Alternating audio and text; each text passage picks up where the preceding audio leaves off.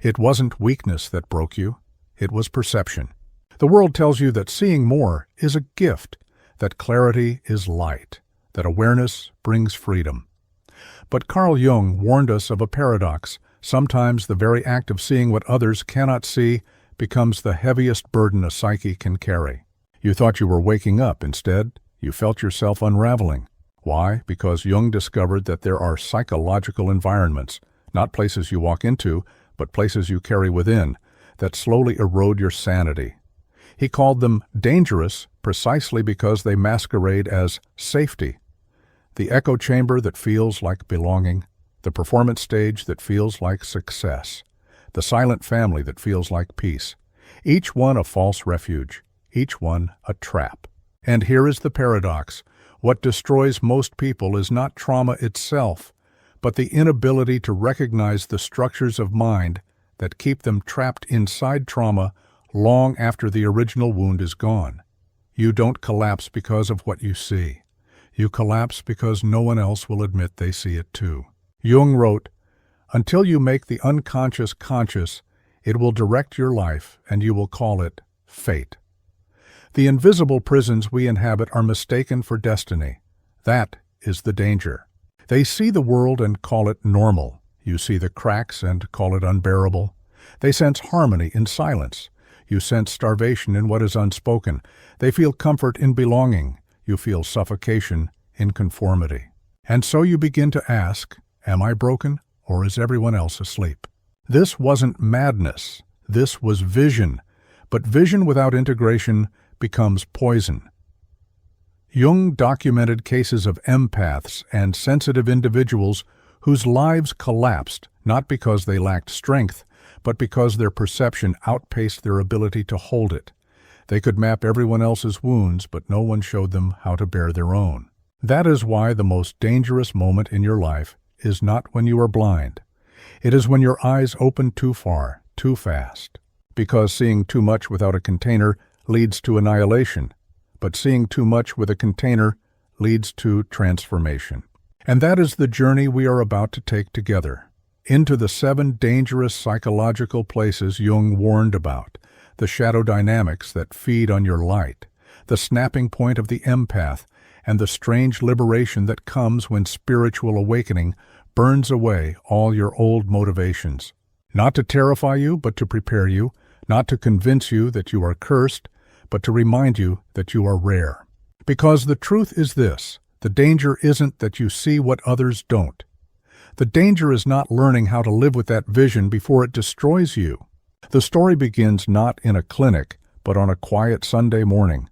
A patient Jung once described as a soul on the edge of dissolution walked into his Zurich office. Let's call her Elise. On paper, she was ordinary, early 30s, respectable career, no history of madness. Yet one night she received a single phone call that changed everything. She told Jung, "The moment his voice spoke, I felt I had always known him. It wasn't attraction, it was recognition." Within weeks, she was consumed. Sleepless nights, feverish journaling, an energy that felt like destiny itself. Her friends called it love. Jung called it danger, because he had seen this pattern before. When someone feels instantly chosen, what's often being recognized isn't the other person at all. It is the hidden wound inside yourself finally finding its mirror. Jung noted that Elise wasn't falling in love. She was falling into what he termed a complex, an autonomous pocket of the psyche carrying the unhealed memory of her father's abandonment. The man on the phone wasn't her savior. He was her repetition. Jung wrote in his private notes, "The meeting of 2 personalities is like the contact of 2 chemical substances. If there is any reaction, both are transformed." But here the transformation was one-sided. Elise began to dissolve, while the man remained whole. This, Jung realized, was the first sign of what he later described as psychic danger zones, states of consciousness that devour the unwary. At first, she glowed. That is always how it begins. The family admired her radiance, her laughter. Colleagues said she looked 10 years younger. But Jung observed carefully. The glow wasn't growth, it was expenditure. She was burning through psychic fuel at an unsustainable rate, a light cannibalized from her own reserves. And then the crash came. Panic attacks, inability to eat, conviction that life had no meaning without his voice. The archetype of the abandoned child had swallowed her. Jung later told his students, what the patient called destiny was merely the unconscious seeking repetition. This wasn't love, this was compulsion. Elise's story was no isolated case. Jung documented dozens of these so-called fated encounters, each carrying the same structure: instant recognition, intoxicating fusion, catastrophic collapse. What looked like divine chemistry was often the psyche replaying old wounds until the person either broke or awakened. He began calling them threshold cases, moments when the psyche either shatters or, if guided, begins individuation. Because here lies the paradox. The very phone call that nearly destroyed Elise was also her chance at liberation. If she could see the trap for what it was, she could finally stop repeating it. And that is why Jung insisted these cases mattered. They weren't simply about romance. They were about how psyche tricks us into mistaking trauma for love, recognition for destiny, collapse for transformation. The origin case reveals the first truth of our journey. What feels most inevitable, most magnetic, is often the unconscious pulling you back into the past. But if the unconscious can bind, it can also awaken. And so, we must ask, what exactly is being recognized when you say, I felt like I had always known them? That question leads us directly into the next section. You've heard people call it chemistry, a spark, an instant magnetism, the sense that two souls have collided by divine design. But Jung warned, what you feel in those moments is not always attraction. More often, it is recognition, your psyche responding to something it buried long ago. To make sense of this, we need Jung's language. The first term is the complex. Jung described a complex as a splintered fragment of the psyche, part memory, part emotion, part body reaction, severed from the whole. Think of it as a living knot inside you, formed by unresolved childhood wounds. When someone unknowingly touches that knot, it comes alive. The shock you call falling in love is often nothing more than a complex reactivated. The second term is projection. Jung wrote, we are always seeing ourselves in the other, whether we know it or not. A projection is when your unconscious takes its own unlived material, your fears, your hunger, your abandoned needs, and paints them onto another person. That's why Elise felt destiny in the man's voice. She wasn't seeing him. She was seeing the lost father her psyche demanded to re-encounter. The third term is the anima, animus, the inner figure of the opposite sex that dwells in every psyche. Jung noted that people often fall madly in love, not with the other person, but with their own projected anima or animus. In other words, you are enchanted by an image you yourself carry, reflected in the mirror of another body. The fourth term is transference, a concept Jung borrowed and expanded from Freud. Transference is the unconscious redirection of feelings from one person onto another, an emotional time machine. Elise wasn't just speaking to a man. She was speaking to her father through him, as if the present had become a stage where old dramas demanded reenactment.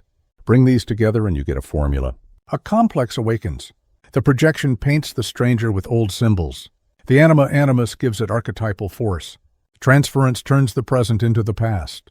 And the body interprets all of this as chemistry. Jung saw it so clearly that he coined what we might now call chemistry as wound recognition, CWR. The magnetic pull you mistake for fate is often your psyche saying, here is the wound. Here is where you left yourself behind. Because the unconscious doesn't seek happiness, it seeks wholeness. Because the complex doesn't care about comfort, it cares about expression. Because the anima doesn't whisper of love, it whispers of your own unlived life. Therefore, what you feel as destiny may actually be repetition. What you feel as inevitability may be compulsion. And what you call love may be nothing more than the psyche dragging you back to the scene of the crime, demanding you see it this time. This is why Jung warned his students, the greatest danger is not our enemies, but the unlived life within us. So the question becomes, how do you tell the difference between true attraction and wound recognition? The answer begins not with logic, but with sensation. It begins in the body. They feel it first in the stomach, a drop, a sudden vertigo, as though gravity itself has shifted. You call it butterflies. Jung called it the body's memory, your nervous system recognizing a danger disguised as desire. They sense it in time. Minutes vanish into hours, reality dissolves into haze. What should be ordinary contact begins to feel eternal. Jung warned that when time collapses in this way, you are no longer in the present, you are in a reenactment. They see signs everywhere. Coincidences multiplied into prophecy, a shared birthday, a favorite song, a dream that seemed to predict the meeting. But Jung observed that the psyche, when gripped by a complex, organizes reality itself to confirm the illusion. What you think is fate is often your unconscious arranging symbols around you. They hear voices inside. Don't lose this. This is it. This is your chance. But beneath the urgency lies an echo from long ago, perhaps the child's silent vow, if I hold on this time, maybe they won't leave. They feel a splitting. Part of you is euphoric, intoxicated. The other part is terrified, hollow. The paradox is unbearable. Safety and threat fused into one sensation. Jung recognized this as the unmistakable fingerprint of the complex, contradictory affect, bound together in the same psychic knot. And so, your body becomes the battlefield. Your cells remember what your conscious mind refuses to admit. You've been here before. This is the secret Jung left us. The body never lies. When chemistry is wound recognition, it carries not just excitement but compulsion, not just attraction but urgency, not just pleasure but panic. That is the language of the unconscious, and if you learn to read it, you can decode the trap before it snaps shut. But here is the deeper question. What faces does this false chemistry wear? Jung identified several distinct masks, each seductive, each deadly in its own way. Jung taught that the psyche repeats its dramas in symbolic form. What you call chemistry often arrives wearing one of four masks. Each mask promises fulfillment. Each mask conceals a trap. 1. The magnetized mirror. This is the face of your shadow. You are drawn not to who they are, but to what you have disowned in yourself.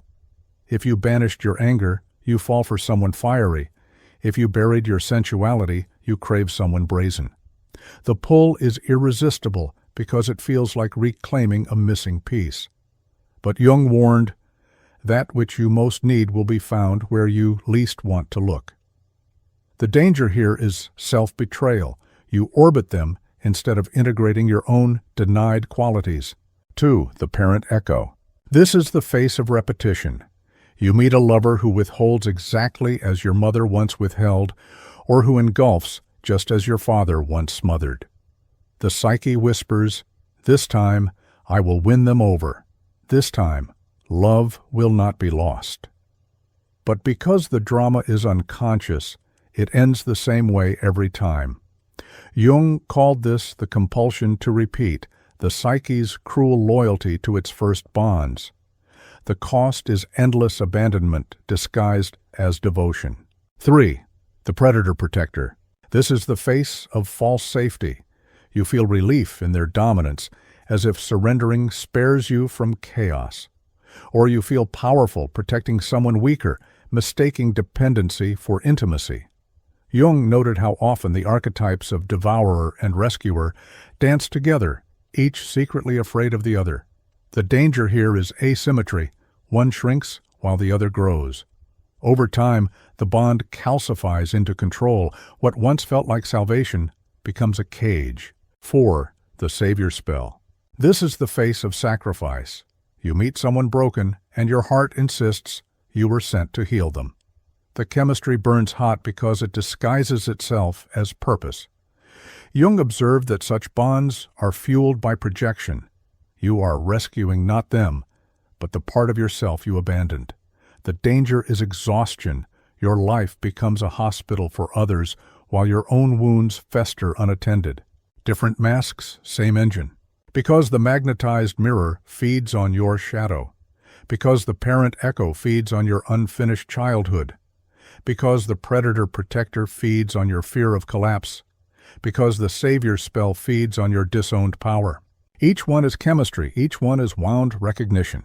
And Jung saw that once you name the mask, the spell begins to weaken. Awareness dissolves compulsion. But naming masks is only the beginning. To break free, you must understand why the pull feels so divine, so holy, so inevitable. Why does a simple encounter feel like a visitation from the gods? The answer lies in the machinery beneath it all, the psychological mechanism that fuses wound with worship. Why does a stranger's glance feel like prophecy? Why does a simple touch ignite a fire you cannot reason away? Jung's answer was mercilessly clear. What feels divine is often psychological necessity. Causal chain #1, early bonds. Because your earliest attachments were wired into survival, therefore the psyche equates the familiar with the safe, even if the familiar was toxic. Because your nervous system imprinted love and pain in the same breath, therefore when someone echoes that pattern, it feels like home. The body whispers, "This is the one," not because they are right, but because they are recognizable. Causal chain #2, the drive toward wholeness. Because the psyche seeks individuation, the union of opposites, therefore it summons people who embody your disowned traits. Because you refused your own shadow, therefore you chase it in others. And the pull feels sacred because the unconscious is presenting you with an opportunity to become whole. What you think is destiny is the archetype of wholeness pressing itself upon you. Causal chain #3, projection as worship. Because projection coats the other with your unlived longings, therefore they shimmer with archetypal force. Because you are not seeing them, but your anima, your animus, your divine image. Therefore, the experience feels like worship. Jung wrote, "We always find in the other what we failed to give to ourselves. The thrill is not about them. It is about your lost self returning, disguised as another." Causal chain #4, the archetypal charge. Because archetypes are transpersonal, larger than life, therefore falling into one feels cosmic. Because the psyche cannot distinguish between the archetypal and the personal, therefore the man you meet at the cafe feels like a god. The woman on the train feels like fate. You are not in love, you are possessed. This is why chemistry feels holy, not because the universe is handing you a soulmate, but because the unconscious has hijacked your perception. And yet, here lies the true paradox. The psyche doesn't care about your comfort, it cares about your transformation. Because if you can withstand the fire of this projection, therefore you can reclaim what was lost. Because if you can recognize the wound masquerading as love, therefore you can finally love without repetition. But if you cannot see the mechanism, you are devoured by it. This is why Jung's case files read like tragedies and resurrections in equal measure. Some patients broke under the weight of their own projections. Others, guided, discovered freedom. The question for you is simple. Which path will you choose when the chemistry comes for you? To answer, you must learn to detect the earliest signals, those subtle tells that whisper, "This isn't destiny, this is déjà vu." If you can see the trap early, you can refuse to walk into it. Jung taught that the unconscious reveals itself in subtle signs long before catastrophe arrives. These are the early tells of chemistry as wound recognition. 1. Velocity without verification. You are speaking of forever after only a few hours. The speed feels exhilarating, but it hides the absence of reality testing. Because the psyche is desperate to repeat the pattern, therefore it rushes to fuse before you can see clearly. 2. Boundary amnesia. You skip meals, abandon routines, betray your own rhythms. Because you mistake intensity for intimacy, Therefore, you surrender your structure. 3. Dopamine debt. The encounter leaves you euphoric, then hollow. Highs followed by crashes. Jung observed this pattern in his patients. Pleasure bound to depletion, attraction entangled with collapse. 4. Hypermeaning of coincidence. Every overlap becomes prophecy. We both love the same book. It must be fate. Because the unconscious seeks confirmation, therefore, it recruits chance to serve its storyline. 5. Selective blindness. You notice a cruelty, a contradiction, but dismiss it. They didn't mean it. Because the psyche wants repetition, therefore it edits reality to preserve the bond. 6. Role lock. You become the caretaker, the strong one, the broken one. Because complexes demand fixed positions, therefore you shrink into a role rather than remain a full person. 7. Time dilation hours vanish. The ordinary world dissolves. Jung warned that when time distorts, the archetype is near. Because the experience is charged, therefore it feels eternal. 8. Isolation. Creep friends, anchors, routines quietly fade. The relationship becomes your only center of gravity. Because the complex resists outside witnesses, therefore you are cut off from reality checks. 9. Body override. Your gut clenches, your chest tightens, but your mouth says yes. Jung insisted that the body tells the truth before the mind admits it. Because you fear losing them, therefore you silence your own somatic warning system. 10. Return to the scene. The language, the arguments, the silences, they all feel familiar. Because the psyche craves completion, therefore it rebuilds the old stage, casting new actors in the same old play. These are not random quirks. They are coordinates, each one a breadcrumb back to your earliest wound. If even 3 of these are present, pause. If 5, step back. If 7, withdraw. Because what you are in is not love, it is compulsion. But here lies the danger. Even when you recognize these tells, the pull does not vanish. The unconscious does not simply release its prey, it doubles down. And so Jung named the 3 great dangers of following chemistry blindly. Not abstract risks, but predictable fates. Jung warned, when you mistake wound recognition for love, the outcome is not romance, but ruin. 3 dangers return again and again in his case files. Danger 1. Identity erosion. At first, you feel larger than life, but slowly your own boundaries dissolve. You speak their language, wear their moods, shape-shift into their needs. Jung observed patients who no longer knew their own voice because it had been consumed by the projection they carried for the other. You become a mirror instead of a self. Danger 2. Complex consolidation.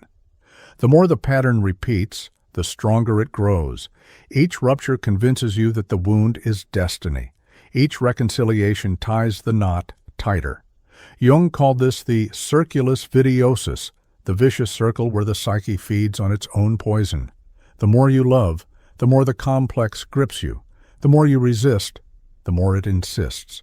Danger 3, attachment confusion. Love becomes inseparable from threat. Tenderness arrives with anxiety, intimacy with panic. The nervous system can no longer distinguish safety from danger. Jung warned that once love and fear are fused, the psyche mistakes trauma for vitality. What should nurture you begins to destroy you. 3 dangers, 1 pattern. Because you surrendered your identity, therefore you collapse. Because you reinforce the complex, therefore it grows stronger. Because you fused love with fear, therefore you cannot leave without feeling like you are dying. But Jung was not a prophet of despair. He believed that what consciousness can name, it can also transform. So he devised a process, not to kill chemistry, but to transmute it, to turn compulsion into clarity, to reclaim yourself from the fire. Jung insisted that you cannot kill chemistry. You cannot will it away, cannot silence it with logic. What you can do is transmute it, hold the fire long enough for it to reveal what it truly is. He called this the work of consciousness. turning poison into medicine, compulsion into choice. Here is the three-phase method. Phase 1, contain, first 72 hours. The most dangerous period is the beginning, when the spark ignites, the nervous system floods. If you do not contain it, you will be swept. Protocol. Delay fusion. Do not rush into intimacy, declarations, or binding commitments. Anchor yourself in your ordinary rhythms, meals, sleep, work. The mundane protects you. Write down what your body does after contact. Heart rate, tension, collapse. These are signals, not symptoms. Why it matters. Because arousal narrows perception, therefore you must widen the field before deciding. Because the psyche is rushing to repeat, therefore you must slow the tempo to break the spell. Containment is not rejection. It is breathing space. A sacred pause before the unconscious sets the hook. Phase 2, clarify, days 3-14. Once the flood has calmed, begin decoding. Jung taught that projection thrives in the dark but dissolves under analysis. Inquiry. Ask, what part of me recognizes this person? Is it my abandoned child, my denied strength, my craving for rescue? Map the echoes. Does their behavior mirror a parent, sibling, or old lover? Test reality. List 3 data points that contradict the fantasy. Exercises. Values checklist. Write down your non-negotiables: respect, reciprocity, truth. Compare their actions, not their words, against it. Boundary experiment. Set one small boundary. Observe, do they honor it, resist it, or punish it? Why it matters. Because projection paints the other with your soul's colors, therefore you must wash the canvas with reality. Because the psyche craves repetition, therefore you must expose the echo before it drags you under. Clarification strips the illusion. It shows you not who they are, but who you are with them. Phase 3, choose weeks 2-6. Once the mirror is clear, a choice must be made. Jung saw 3 possibilities, each valid depending on the clarity reached. Option A, conscious yes. Enter the relationship with eyes open, guardrails in place. State your needs explicitly, monitor boundaries, commit to ongoing reflection. This is rare, but possible when both are willing. Option B, conscious. No step away without demonizing them. Recognize that what felt holy was repetition, not destiny. Leave with dignity, not blame. Option C, the slow path. Keep contact minimal while observing over time. Allow their true pattern to surface. Patience itself becomes the test. Why it matters. Because the unconscious binds you through urgency, therefore you must anchor in deliberation. Because the complex thrives on blind repetition, therefore you must reclaim the power of conscious choice. This 3-phase method, contain, clarify, choose, turns inevitability into agency. It does not deny attraction, it transforms it. But Jung also warned, even with a method, the psyche is clever. Complexes disguise themselves, temptations reappear, urgency whispers in new voices. Which is why we must name the pitfalls, the traps that sabotage the process of transmutation. Jung knew, even when you hold the method, the unconscious fights to reclaim you. Complexes are cunning. They wear disguises. These are the most common pitfalls, the ways people sabotage their own awakening, and the antidotes that dissolve them. Pitfall 1. The artistic alibi. You romanticize chaos. You tell yourself the storm is passion, the collapse is poetry, the madness is muse.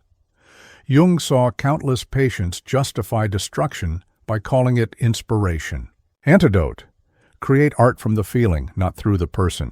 Write, paint, sing the intensity, but do not confuse the source with the catalyst. Passion is fuel, not permission for self-erasure. Pitfall 2. The spiritual bypass. You call it twin flames, soul contracts, divine testing. Archetypal language cloaks psychological compulsion. Jung warned that archetypes can intoxicate as easily as they illuminate. Antidote. Subject the myth to the test of reality. Does the so-called sacred bond honor your boundaries? Does it cultivate trust? If the archetype excuses abuse, it is not holy. It is possession. Pitfall 3. The reparenting fantasy. You convince yourself that this time you'll heal the wound by being perfect enough, patient enough, devoted enough. You replay the childhood script in hope of a new ending. Antidote. Give the child within what the partner cannot. Become your own protector, your own nurturer. Healing the original wound cannot be outsourced. Pitfall 4. The withdrawal panic. When you step back, silence feels like death. The nervous system equates absence with annihilation. This is not love. It is the body replaying its oldest terror. Antidote. Co-regulate with community, not the trigger. Call a friend, enter spaces of safety, anchor in routine. Let others hold the silence with you until your system learns survival without the bond. These pitfalls are predictable. You will encounter them. The question is not whether, but whether you recognize them in time. Because if you can name the pitfall, you can choose the antidote. Because if you can choose the antidote, you can keep walking the path. And yet, Jung reminded us, transformation is not a one-time act, but a discipline. What sustains you after the crisis are practices, small, repeatable acts that build immunity against the unconscious. Jung taught that insight without ritual evaporates. To anchor transformation, you must weave practices into daily life, habits that remind the psyche, I will not return to the old cage. Here are 5. 1. Boundary rehearsal. Once a week, speak one small no without apology, without explanation. Decline an invitation, request space, hold a limit. Jung insisted individuation requires boundaries. Each no affirms the self against the tide of others. 2. Ritual of return. Set aside time weekly to ask your body, where am I clenching around love? Scan your chest, stomach, throat. The body tells the truth before the mind does. To notice tension is to catch compulsion at the root. 3. Projection audit. Write down one quality you idolize or despise in someone else. Then ask, where does this live in me? Jung warned, we meet ourselves time and again in 1,000 disguises. Owning the projection returns stolen power. 4. Secure base calendar. Mark your anchors, sleep, meals, friendships, creative work, and protect them fiercely. Complexes thrive in chaos. Ritual restores order. What looks like ordinary scheduling is sacred architecture for the psyche. 5. Repair reps practice apologies and requests with a safe person. Say, I was wrong, or I need this from you. The more you rehearse healthy repair, the less you mistake drama for intimacy. 5 practices, small on the surface, immense in effect. Because each no strengthens identity. Because each scan unmasks compulsion. Because each projection reclaimed dissolves the spell. Because each anchor protects against collapse. Because each repair teaches love without chaos. These are not just routines, they are immunizations against the unconscious. And Jung, ever the historian of the soul, reminded us that practices protect you from repeating not just your own story, but the stories of those who came before. Which is why we turn next to history itself, figures who embodied either cautionary collapse or exemplary integration. Jung often warned that psychology is not theory, it is biography. The dead leave us maps of what happens when compulsion is obeyed and what happens when it is transformed. The cautionary figure, the artist who confused chaos for passion. History remembers him for brilliance, but also for ruin. A poet who burned through lovers as quickly as ink. Each romance began with fire, ended with ash. He believed the storms made him authentic, that the madness was his muse. But Jung would say he was possessed by the archetype, mistaking compulsion for creativity. His art did not free him, it consumed him. The lesson: intensity without integration devours identity. The exemplary figure, the thinker, who paused the romance. Another man, equally brilliant, met the same thunderbolt attraction. But instead of surrendering blindly, he withdrew. He wrote.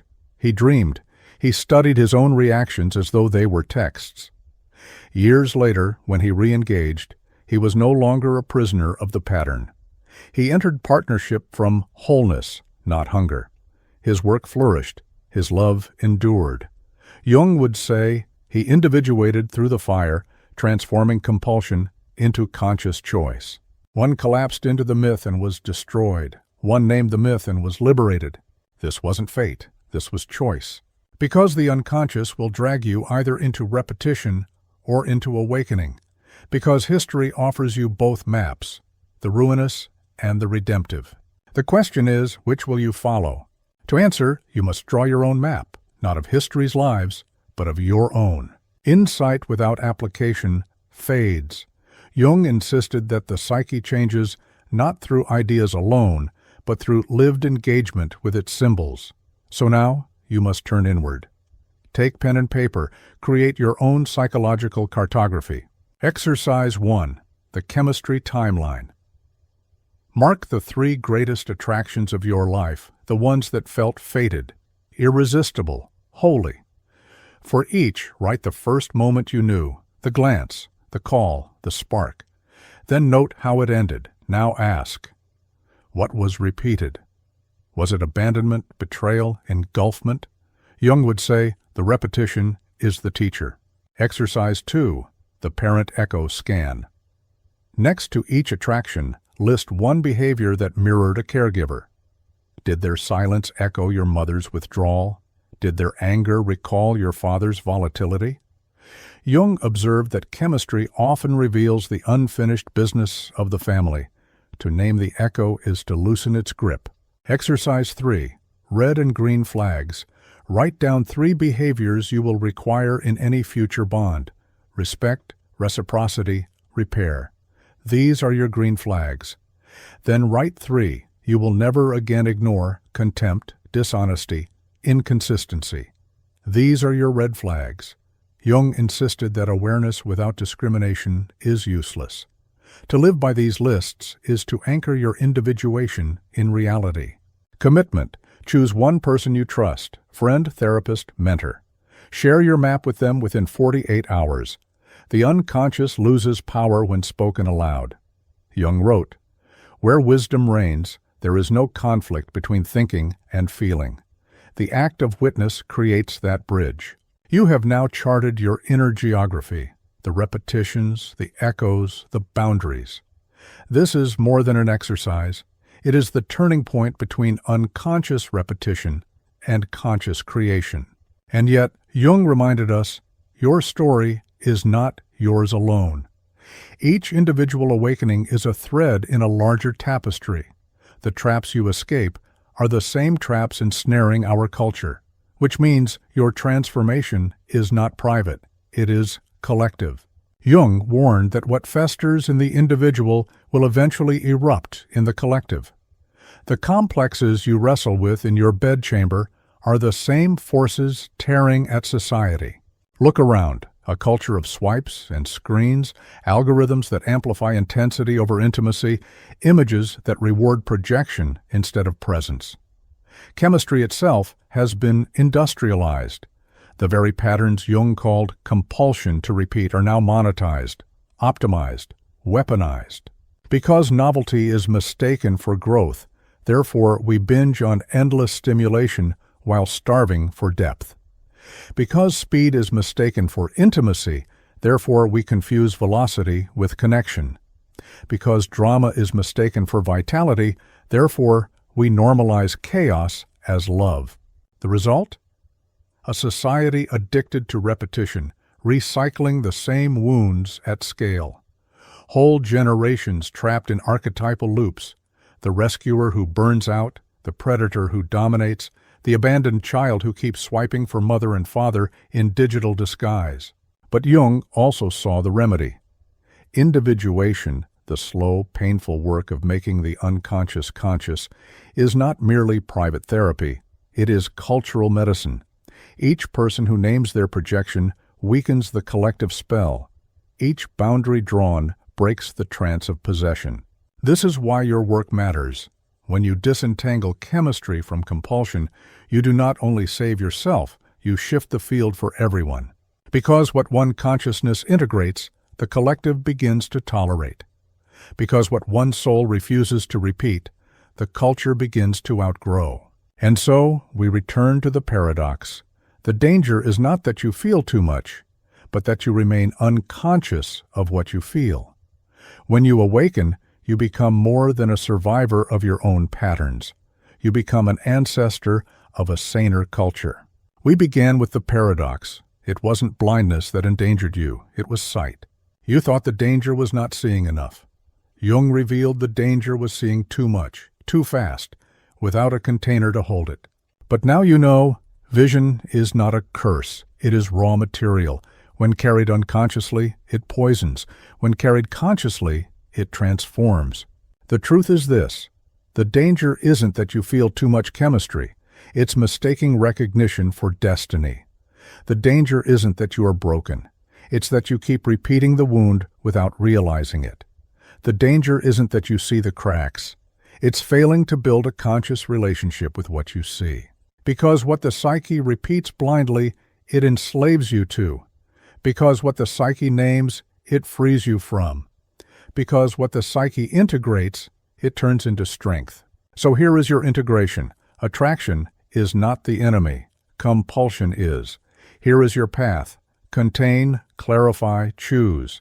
Here is your commission: to practice boundaries, to reclaim projections, to map your own history, and to teach by your transformation what culture itself has forgotten. Jung wrote, "The privilege of a lifetime is to become who you truly are." The fire of chemistry, once transmuted, is not there to destroy you. It is there to reveal you. So now I turn to you.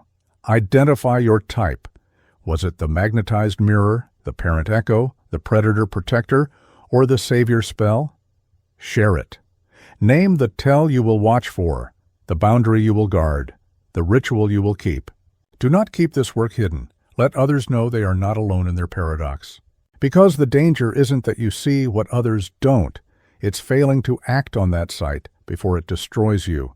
Use it as cultural medicine. Become part of what comes next.